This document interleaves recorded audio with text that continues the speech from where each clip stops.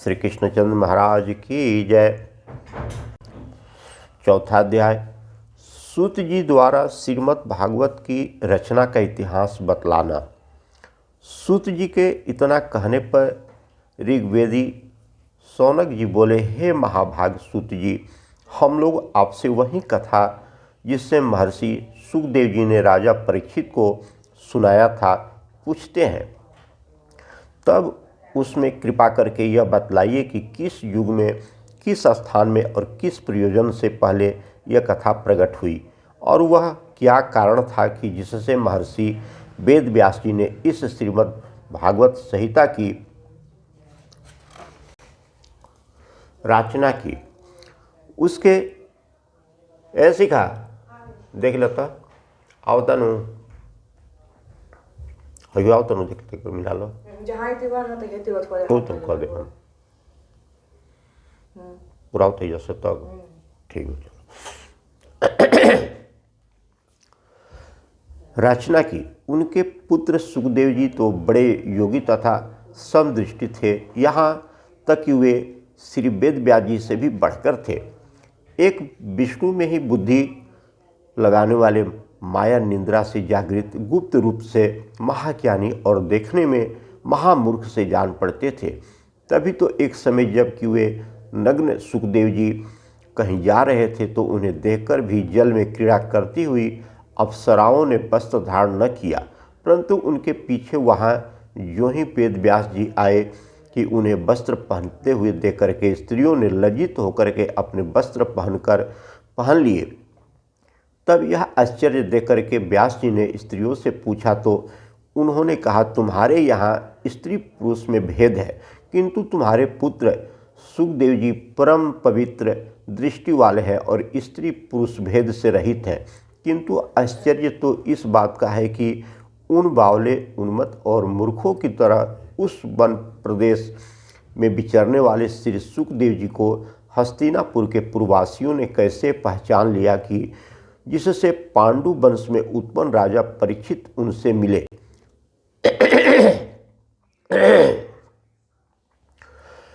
फिर हे सुत जी,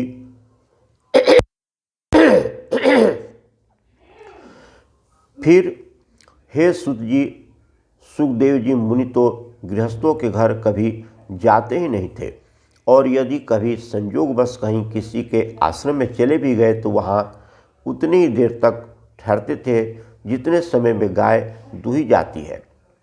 फिर अभिमन्यु पुत्र राजा परीक्षित को मुनियों ने विष्णु जी का बड़ा भक्त कहा है। यह कैसे?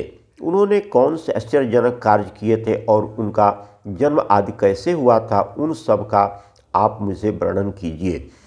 उन चक्रवर्ती राजा परीक्षित ने किस कारण से राजलक्ष्मी का परित्याग किया और किस कारण से वे अन्न जल त्याग करके गंगा के किनारे प्राण देने को तत्पर हुए, क्योंकि जिन परीक्षित के चरण रखते की चौकी तक को शत्रु लोग धन लेकर के अपने कल्याणार्थ उसे प्रणाम करते थे, वे कठिनता से त्याग करने योग्य राजलक्ष्मी को त्याग प्राणों की बाजी लगा गंगा के किनारे क्यों चले गए?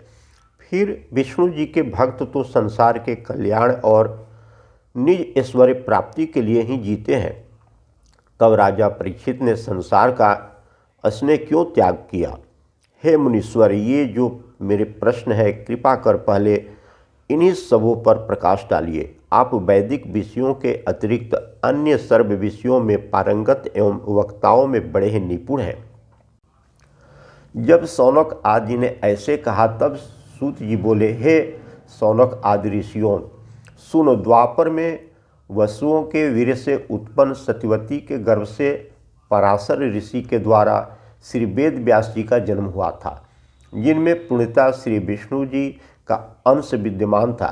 तब कलयुग के आने पर जब एक समय श्री व्यास जी सरस्वती नदी के जल प्रवाह में स्नान कर समाधिस्थ हो बैठे तो उन्हें कलि के द्वारा होने वाली समस्त सम विषम परिस्थितियाँ ज्ञात हो गई, क्योंकि पूर्ण योगी को उस अवस्था में गुप्त प्रकट सभी बातें आत्मा द्वारा ज्ञात हो जाती है।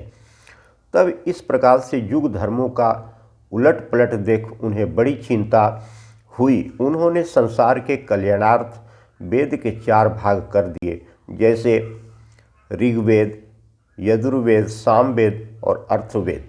इस प्रकार से उन्होंने वेदों का विभाजन किया। इतिहास और पुराण 5वां वेद कहे जाते हैं।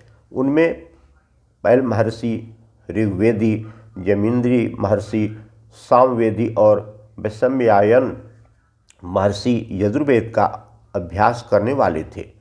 सुमंत मुनि अथर्ववेद के ज्ञाता थे और मेरे पिता रोमहर्षण जी इतिहास और पुराण के जानने वाले थे। फिर इस सब ऋषियों ने अपने अपने वेद के अनुसार प्रकार से विभाग किए और पश्चात उनके शिष्यों ने उन विभागों के भी शाखा प्रशाखा संयुक्त कितने ही और विभाग प्रकट किए कि जिन्हें थोड़ी भी बुद्धि वाले मनुष्य समझ सके। इसी प्रकार से महर्षि वेद व्यास जी ने भी वेदों को इस प्रकार विभाजित कर सरल किया कि जिसे सब साधारण जन समझ करके भगवत मार्ग में जा आत्मा उन्नति कर ले। स्त्री, शूद्र और ब्राह्मणों में अधम मनुष्यों को वेद सुनने का अधिकार नहीं है, परंतु जिसमें कोई भी कल्याण साधन से वंचित न रहे, इसके लिए दया करके व्यास जी ने एक महाभारत नामक इतिहास ग्रंथ की रचना की, जिसमें सब वेदों का सार सन्निहित है। पर जब इतने पर भी प्राणियों का सदैव हित चिंतन करने वाले व्यास जी का चित्त प्रसन्न न हुआ, तब वे अत्यंत दुखित मन से नाना प्रकार के संकल्प विकल्प करते हुए किसी अन्य ग्रंथ के प्रणयन का विचार करने लगे। तब सरस्वती नदी के तट पर बैठे बैठे व्यास जी ऐसा विचार कर ही रहे थे कि सहसा उनके समक्ष हाथ में वीणा लिए नारद जी आए। नारद जी को देख कर के व्यास जी उठ खड़े हुए और यथाविधि उनका पूजन किया। 5वां अध्याय। नारद जी का व्यास जी से विष्णु भक्ति प्रधान ग्रंथ की रचना करने की अनुरोध करना। तब महर्षि वेद व्यास जी को दुखित देकर के कुछ मुस्कुराते हुए नारद जी बोले, हे व्यास जी, कहिए, आपका चित्त प्रसन्न तो है? आपने तो जानने योग्य सभी वस्तुओं को जान लिया है। आपने जो यह महाभारत नामक पुराण की रचना की है, इसमें तो अर्थ, धर्म, काम और मोक्ष चारों पदार्थ आ गए हैं। इसके द्वारा तो आपने सनातन पर ब्रह्म को विचार कर उसकी प्राप्ति भी कर ली है। फिर भी मैं देखता हूँ कि अभी आप अपने को अपूर्ण मनोरथ ही समझ रहे हैं। हे मुनि, अब आप किस लिए इतनी चिंता में पड़े हुए हैं? मुनिवर, चिंता से चतुराई घटती है। व्यास जी ने कहा, हे देवर्षि, आप जो कहते हैं वह सब कुछ मुझ में विद्यमान है, परंतु इतने पर भी जो मुझ में खुशी नहीं आ रही है, उसका क्या कारण है, यह आप ही बतलाइए। क्योंकि आप ब्रह्मभाव से उत्पन्न गंभीर ज्ञान वाले और अभिव्यक्ति हैं। आपने उस पुराण पुरुषोत्तम की उपासना की है, जो समस्त कार्य कारणों के स्वामी, केवल मन से ही भाषा के गुणों द्वारा संसार की रचना, पालन और संहार करने वाले तथा सबसे निर्लेप रहने वाले साक्षात नारायण रूप है। आप तीनों लोकों में भ्रमण करने वाले सूर्य के समान समदर्शी और प्राणवायु के समान सबके मन की बात को जानने वाले हैं। आप परम वेद पाठी और योग अभ्यासी हैं। मेरी बुद्धि तो आपसे न्यून ही है, सो कहिए मैं इस प्रकार क्यों चिंतित हो रहा हूँ। तब नारद जी बोलते हैं, हे मुनि, आपने अब तक जितनी कुछ रचनाएं की है, उन सब में ज्ञान, वैराग आदि जितने भी अधिक उपयोगी विषय क्यों न भर दिए हो, परंतु उनमें प्रायः भगवान के निर्मल यश का वर्णन नहीं किया गया है। भला वह निरा ज्ञान किस काम का, जिस धर्मादि आदि ज्ञान से भगवान न प्रसन्न हो? मैं ऐसे ज्ञान को तुच्छ समझता हूँ। हे व्यास जी, आपने जिस उत्तमता से धार्मिक विषयों का वर्णन किया है, उतनी श्रेष्ठता से नारायण विष्णु जी के प्रभाव का वर्णन नहीं किया है। जिस काव्य में श्री विष्णु जी के चरित्रों का ज्ञान न हो, वह अपूर्ण है। उसे विद्वान जन काक तीर्थ के नाम से पुकारते हैं। ऐसी रचना को ब्रह्मपद को प्राप्ति योगी उत्तम दृष्टि से नहीं देखते हैं, किंतु इन्हीं सब काव्य से मनुष्यों का पाप दूर हो सकता है, जिसमें शुद्धिया रहने पर भी उसके प्रत्येक पद श्लोक में श्री विष्णु का यशोगान रहता है। ऐसे काव्य पद को साधु लोग गाते, कहते और श्रवण करते हैं। चाहे कोई परम ज्ञान संबंधी ही गान पद या कोई श्लोक क्यों न हो, परंतु विष्णु भक्ति रहित होने पर वह शोभा को नहीं प्राप्त करता। भला वह सकाम कर्म किस काम का है जो ईश्वर को अपूर्ण कर दिया गया हो।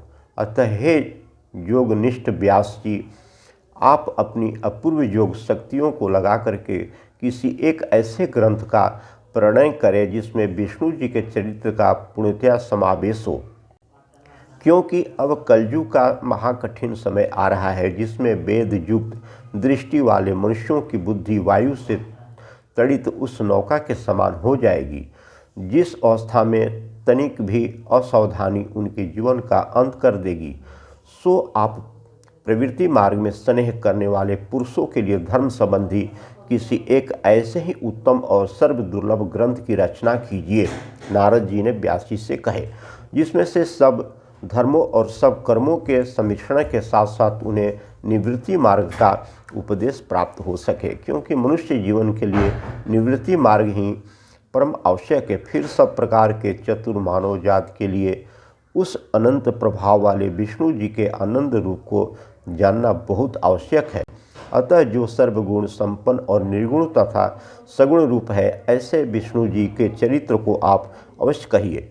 यद्यपि अपना धर्म सबसे बढ़कर है, तथापि उसे त्याग करके भी जो विष्णु जी के चरणों का भजन करता है, चाहे वह जिस जात में क्यों न उत्पन्न हुआ हो, परंतु वह अपात्र होने पर भी सर्वदा कल्याण का भागी होता है। लेकिन अभक्त विद्वान के लिए यह उचित है कि वह परमानंद स्वरूप में ही लीनता प्राप्त कर ले, क्योंकि विशेष सुख तो अत्यंत ही तुच्छ और काल द्वारा प्रेरित आते जाते रहते हैं। फिर इनके लिए यत्न करना व्यर्थ है। परंतु प्रवृत्ति मार्ग में रहकर भी जो जन विष्णु जी की भक्ति में तत्पर रहते हैं, वे जन्म मरण से छूट जाते हैं, क्योंकि जिसे एक बार भी भगवत प्रसाद का रसास्वादन हो जाता है, वह उनके चरणाबिंदों में इतना लुब्ध हो जाता है कि फिर उसे छोड़ना नहीं चाहता। फिर यही होना भी चाहिए, क्योंकि यह सारा संसार विष्णु जी में ही सन्निहित है। फिर भी वे संसार से अलग रह करके इसका पालन, संसार और संहार और पुनः उसे उत्पन्न करते रहते हैं। यद्यपि यह सभी सिद्धांत की बातें आप भली भांति जानते हैं और आपसे कुछ छिपा हुआ नहीं है, तथापि मैं आपको इतनी सूचना देने के निमित्त कह भी देता हूँ। हे व्यास जी, आप यह जाने कि मेरी उत्पत्ति संसार का कल्याण करने के लिए ही हुई है, ऐसा नारद जी ने व्यास जी से कहे। आप अपने को परमात्मा का अंश जाने, इसलिए आप विष्णु जी के चरित्र का अवश्य ही गान करें। मनुष्य की सारी तपस्या, शास्त्र ज्ञान, तप, यज्ञ, उनकी उत्तम रचना और उसके नित्य दान का यही अर्थ है कि वह विष्णु जी के परम पावन चरित्र का यशोगान करे। देखिए, इसके पूर्व काल में जो मेरा जन्म हुआ था, उसमें वेदवादियों की एक दासी के गर्भ से उत्पत्ति हुई थी और मैं वर्षा में निवास करने वाले योगिनियों की सेवा करने के लिए नियुक्त किया गया था। तब मेरा कुछ ऐसा स्वभाव ही था कि मैं बाल्यावस्था में अपनी इंद्रियों को बस में करके खेल कूद और चंचलता को त्याग मितभाषी स्वभाव से रहता था, जिससे वे सभी मुनिजन मुझ पर कृपा रखते थे। मैं उनका परम आज्ञा पालक और उनके जूठे भोजन बचे हुए अन्न से एक समय पेट भर करके जीवन यापन करता हुआ उनकी सेवा टहल और आज्ञा पालन में तत्पर रहता था। ऐसा नारद जी अपने पूर्वजन्म की बात बता रहे हैं वेद व्यास जी से, जिससे मेरा चित्त शुद्ध हो गया और पाप रहित हो भगवान भजन में लगा। वे पवित्र मुनिजन वहाँ नित्य ही श्री कृष्ण चरित्र का गान करते थे, जिनकी दया से उसे सुन करके मैं अधिकाधिक श्री विष्णु जी में प्रेम करने लगा। जब इस प्रकार विष्णु जी में मेरा प्रेम लग गया, तब मेरी बुद्धि उनमें ऐसे दृढ़ हो गई कि मैं अपने स्थूल शरीर को भूल करके दिन रात परमात्मा स्वरूप में ही विचरण करने लगा।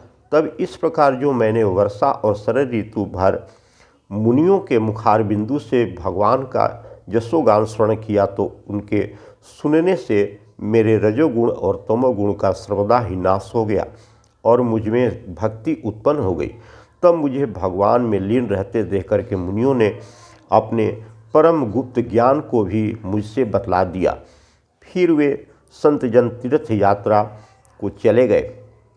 तब से मैंने भगवान वासुदेव के उस प्रभाव को अच्छी तरह जान लिया है कि जिसके जानने से मनुष्य विष्णु लोक के भागी होते हैं।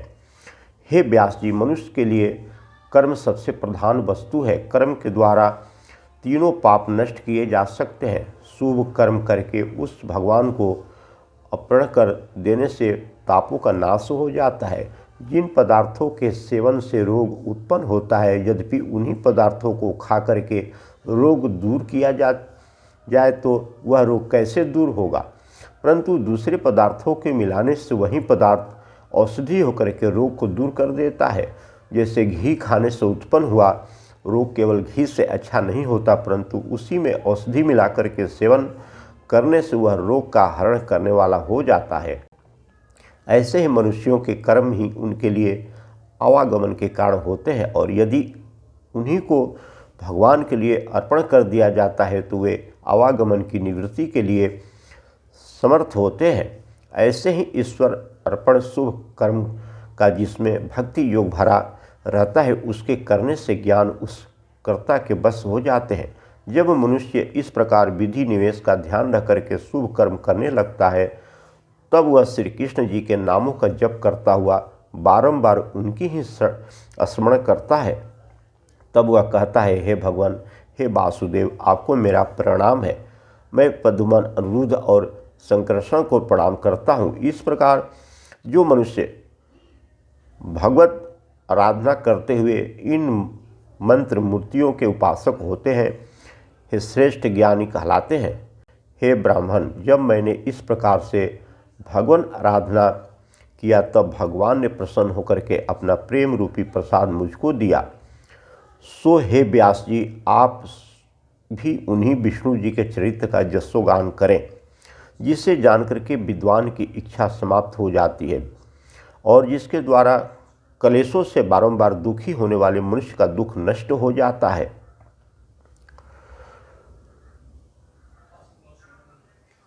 छठा अध्याय, नारद जी की कथा का वर्णन।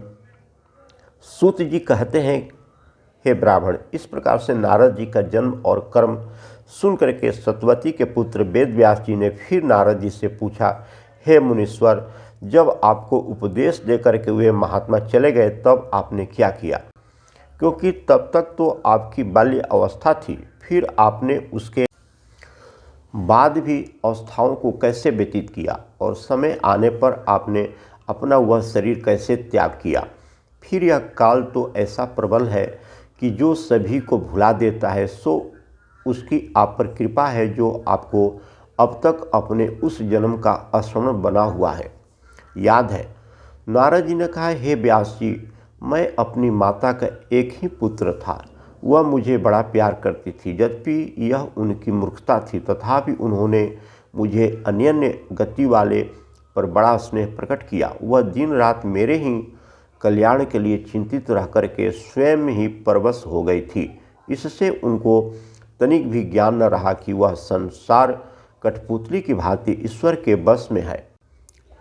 योगियों के चले जाने पर दिशा, देश और काल को न जानने वाला मैं 5 वर्ष का बालक उनके और पिता के सहारे रहने लगा। एक समय रात को मेरी माता गौ दूने के निमित्त जो घर से बाहर निकली तो उन्हें किसी सर्प ने काट खाया, वह मर गई। तब चलो अच्छा हुआ, संस्कार टूटा ऐसा समझ चिंता रहित होकर के मैं उत्तर दिशा की ओर वन को चला आया। इतने ही देशों, वन और पर्वतों का भ्रमण किया।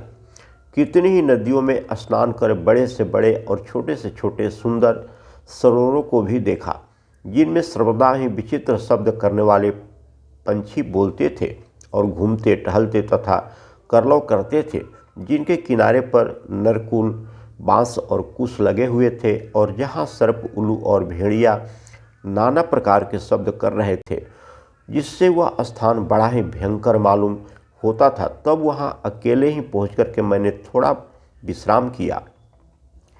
फिर रास्ते की थकावट और प्यास आदि को दूर करने के लिए मैंने उस एक तालाब में स्नान कर थोड़ा जल पिया, जिससे मुझे बहुत कुछ शांति मिली और मैं स्वस्थ हुआ। तब उसी मनुष्य रहित वन में एक पीपल वृक्ष के नीचे बैठकर मैंने अपनी बुद्धि से अपने हृदयस्थ देव अर्थात परमात्मा जैसा सुना था तदनुसार का ध्यान किया। ध्यान करते करते मेरे हृदय में विष्णु जी का प्रकाश हुआ और मेरे नेत्रों से अविरल आश्रुधारा बहने लगी तथा मुझे रोमांच हो गया और मैं परमानंद सुख को प्राप्त हो गया। फिर तो मुझे अपने और पराये का ज्ञान जाता रहा और मैं उस आनंद के प्रभाव में ऐसा लीन हुआ कि सारी सूध बूध खो बैठा, जिससे मेरा वह प्रकाश भी मिट गया और तब मैं महाव्याकुल होकर के अप्रसन्न हो गया। मेरे चित्त की वृत्ति ध्यान से अलग हो गई। तब वह सुंदर स्वरूप मुझे फिर कैसे दिखाई पड़ेगा, इसके लिए मैं फिर अपने मन को स्थिर करके अतृप्त और आतुर सा हो गया। अब उस आतुरता और बन के उस एकांतवास को कहने के लिए मेरी वाणी में समर्थ नहीं है। तब मेरी ऐसी व्याकुलता को देख करके भगवान ने यह गंभीर आकाशवाणी की, हे नारद, तुम अपने इस जन्म में मुझे नहीं देख सकते हो, क्योंकि अभी तुम्हारे काम आदि मल नष्ट नहीं हुए हैं। ऐसी अवस्था में अर्थात कुयोगियों को मेरा दर्शन नहीं होता। जो एक बार तुम्हें अपना रूप दिखा दिया है वह इसलिए कि अब तुम मुझसे प्रेम कर सको। जब मनुष्य मुझसे अन्य प्रेम करने लगता है और उसे कोई कामना नहीं रहती है, तब उसी मेरी प्राप्ति उसे होती है। इसके लिए तुम्हें चाहिए कि तुम बहुत दिनों तक संत महात्माओं की सेवा कर मुझ में दृढ़ भक्ति प्राप्त करो। ऐसा करने से मुझ में लगी हुई तुम्हारी बुद्धि कभी नष्ट न होगी और तब मेरी दया से दूसरे कल्प में भी तुम्हें मेरा और अपने इस जन्म का वृत्तांत स्मरण रहेगा, याद रहेगा। ऐसा कहकर के वह आकाशवाणी शांत हो गई।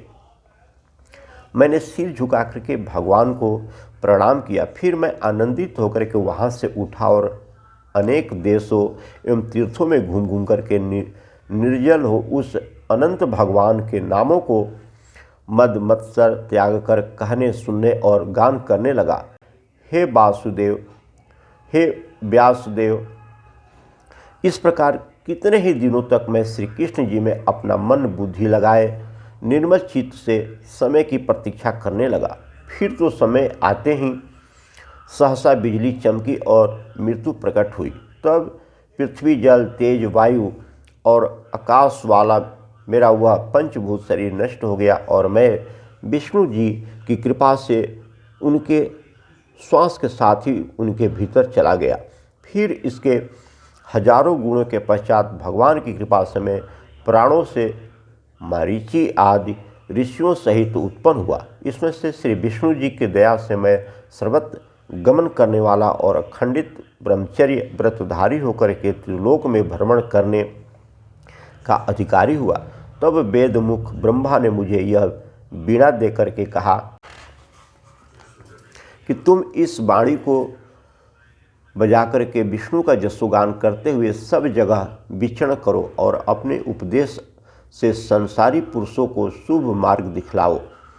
क्योंकि जिस प्रकार काम, क्रोध और लोभ से नष्ट हुआ मन विष्णु जी की सेवा में शांत होता है, वैसा यम आदि योग के मार्गों से नहीं शांत होता। हे व्यासदेव, आपने जो मेरा पूर्व जन्म और कर्म पूछा था सो मैंने कहा, अब मैं जाता हूँ। इस प्रकार व्यास जी से कहकर के बीणा बजाते हुए नारद जी वन की ओर चले गए। वे नारद जी धन्य हैं कि अपनी बीणा द्वारा विष्णु जी का जसोगान करते हुए दुखी संसार को सुखी करते हैं।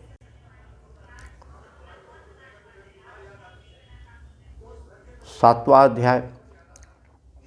सूत जी द्वारा सौनक ऋषियों को राजा परीक्षित का परिचय कराना। इतनी कथा सुनकर के सौनक आदि बोले, हे सूत जी, नारद मुनि के चले जाने पर उनका आशय जानकर के व्यास जी ने क्या किया सूत जी बोले, हे ऋषि, जब नारद जी चले गए तब वेद व्यास जी यहाँ से उठ करके अपने उस आश्रम में आ बैठे जो ब्रह्मनंदी सरस्वती के पश्चिम किनारे पर बना हुआ संभाप्रास नाम से प्रसिद्ध ऋषियों के ब्रह्म विचार को बढ़ाने वाला था। उसके चारों ओर बेर के घने वृक्ष लगे हुए थे। तब उन्होंने जल से आचमन कर भगवान का ध्यान किया और भक्ति योग से निर्मल और निश्चय होने पर उन्हें झट ईश्वर का प्रतिबिंब दिखाई पड़ा, जिनके आश्रित हो माया नाचा करती है, परंतु वह माया इतनी कठिन है कि वह सांसारिक जीवों को नचाती रहती है, जिससे अलग रहकर भी जीव अपने को त्रिगुण स्वरूप मानता और उसके द्वारा किए हुए अनर्थ से कर्ता बन जाता है। हाँ, वह माया बड़े बड़े अनर्थों को उत्पन्न करने वाली है, किंतु वह माया किस प्रकार शांत होगी, इसी के लिए विद्वान व्यास जी ने श्रीमद् भागवत नामक महापुराण की रचना की है। वह भागवत पुराण मनुष्यों के भय को दूर करने वाला और श्री कृष्ण जी में भक्ति उत्पन्न करने वाला है। श्री वेद व्यास जी ने इस परमहंस संहिता को रच करके इससे पहले अपने पुत्र श्री सुखदेव जी को पढ़ाया था। शौनक आदि ने पूछा, हे सूत जी, सुखदेव जी तो निवृत्त मार्ग में पहुँचे हुए और उनमें परम परायण थे, फिर उन्होंने किस कारण से इतनी बड़ी संहिता का अभ्यास किया? भला उन आत्मज्ञानी और कहीं भी स्नेह न करने वाले श्री सुखदेव जी को ऐसा क्या विचार आया कि वे इस प्रकार के अभ्यास में लगे? सूत जी ने उत्तर दिया, यह कोई बात नहीं है।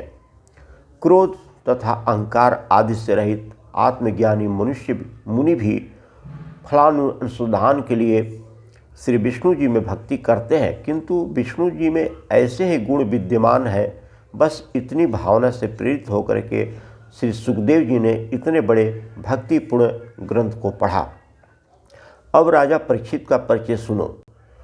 जब महाभारत के युद्ध में कौरव पांडवों के वंशज आपस में लड़ करके वीरगति को प्राप्त हुए और जब महाबली भीमसेन ने गदा से धृतराष्ट्र के पुत्र दुर्योधन की जंघा को तोड़ डाला, तब उसके मित्र अश्वत्थामा ने सोते हुए द्रौपदी के पुत्रों का सिर इसलिए काट डाला कि इससे देकर के दुर्योधन प्रसन्न होगा, परंतु वह तो कुछ और ही चाहता था। इससे वह खुश न हुआ, क्योंकि विद्वान लोग तो कर्म की निंदा करते हैं। तब अपने छोटे छोटे बालकों की इस प्रकार की गलत हत्या को देख के द्रौपदी के क्रोध का अंत न रहा। भीमसेन और अर्जुन भी पुत्र शोक से कातुर हो गए। पांडवों ने द्रौपदी को बहुत समझाया, परंतु पुत्र के शोक से द्रौपदी दारुण विलाप करने लगी। अर्जुन ने कहा, रोना बंद करो, मैं अभी नीच अश्वत्थामा का सिर काट करके ला तुम्हें प्रसन्न करता हूँ। अर्जुन अपने रथ पर बैठे अश्वत्थामा को मारने के लिए चले। जब अश्वत्थामा ने देखा कि अर्जुन मुझे मारने आ रहा है, तो उसने अर्जुन पर ब्रह्मास्त्र का प्रयोग किया। सारा संसार जलने लगा। अर्जुन भी उससे तप्त होने लगे। तब उन्होंने अपने मित्र और सारथी श्री कृष्ण जी से कहा, हे महाभाग, हे कृष्ण, आवागन में जलते हुए प्राणियों के कलेश का नाश करने वाले एक आप ही हैं। आप प्रकृति से परे और साक्षात ईश्वर हैं। आप वह आदि पुरुष हैं जो अपनी चैतन्य शक्ति से माया को अलग करके केवल परम आत्मा स्वरूप में स्थित रहते हैं। आप अपने पराक्रम से हम समस्त जीवों का दुख दूर करके धार्मिकों को कल्याण में फल देने वाले, हे कृष्ण, आप पृथ्वी का भार हरण करने की इच्छा से ही अवतार धारण किए हैं। आप अपने भक्तों और गृहस्थ कुटुंबियों के द्वारा प्रतिक्षण ध्यान करने योग्य है। सो हे देवेश, कहिए यह इतना बड़ा प्रकाश युक्त और कठिन तेज कहाँ से आ रहा है? इसे मैं नहीं जानता हूँ। अर्जुन के ऐसे पूछने पर श्री कृष्ण ने कहा, हे अर्जुन, यह अपने प्राणों को संकट में पड़ते देख करके अश्वत्थामा ने ब्रह्मास्त्र चलाया है, परंतु वह इसे लौटाने की शक्ति नहीं रखता, अतः तुम इसका संहार करो। सूत जी कहते हैं कि जब श्री कृष्ण ने ऐसे कहा, तब शत्रुओं का नाश करने वाले अर्जुन ने आचमन करके पहले जनार्दन श्री कृष्ण की प्रदक्षिणा की, फिर ब्रह्मास्त्र के नाश के लिए ब्रह्मास्त्र का प्रयोग किया। दोनों अस्त्र आपस में टकरा गए, सारा संसार हलचल में पड़ गया, बड़े बड़े उत्पात होने लगे। तब श्री कृष्ण जी की बताई हुई युक्ति से अर्जुन ने दोनों अस्त्रों को खींच लिया, चारों ओर शांति छा गई। तब पुत्र शोक से परम क्रोधी अर्जुन ने झपट करके अश्वत्थामा को पकड़ लिया, फिर उसे रस्सियों से बांध करके द्रौपदी के पास लाए। जब चाहा कि सिर काट डाले, तब द्रौपदी को दया आ गई। उसने अर्जुन से कहा, नहीं नहीं, ऐसा न कीजिए, ब्राह्मण का पुत्र है, ये आपके वध करने योग्य नहीं है। फिर आपके गुरु द्रोणाचार्य के एक ही पुत्र है, इनके मारे जाने से इनकी माता को बड़ा कष्ट होगा। स्त्री होने के नाते मुझे इन बातों का पूरा ज्ञान है। भीमसेन ने कहा, नहीं नहीं, ऐसे अतिताई को तो मार डालना ही अच्छा होता है। इस नीच ने जो निंदनीय कर्म किया है, इस कारण इसके जीवन का अंत कर देना ही उचित है। तब श्री कृष्ण ने कहा, इसके मस्तक में जड़ी हुई मणि लेकर के इसके सिर के बाल मुड़वा करके अपना दास बना करके छोड़ दो। देखो, नीच से भी नीच ब्राह्मण तुम्हारे मारने के योग्य नहीं है, परंतु तुम्हारी द्रौपदी से की हुई प्रतिज्ञा कहीं व्यर्थ न हो जाए, इसके लिए तुम द्रौपदी से परामर्श करो, फिर जैसा वह कहे उसी के अनुसार तुमको चलना चाहिए। अर्जुन ने अश्वत्थामा को छोड़ दिया। श्री कृष्ण महाराज की जय। एक बार बोलिए, श्री कृष्ण महाराज की जय। श्रीमद् भागवत पुराण की जय। सुख सागर की जय। राधे राधे, राधे कृष्ण राधे कृष्ण। ओम नमो भगवते वासुदेवाय, ओम नमो भगवते वासुदेवाय, ओम नमो भगवते वासुदेवाय।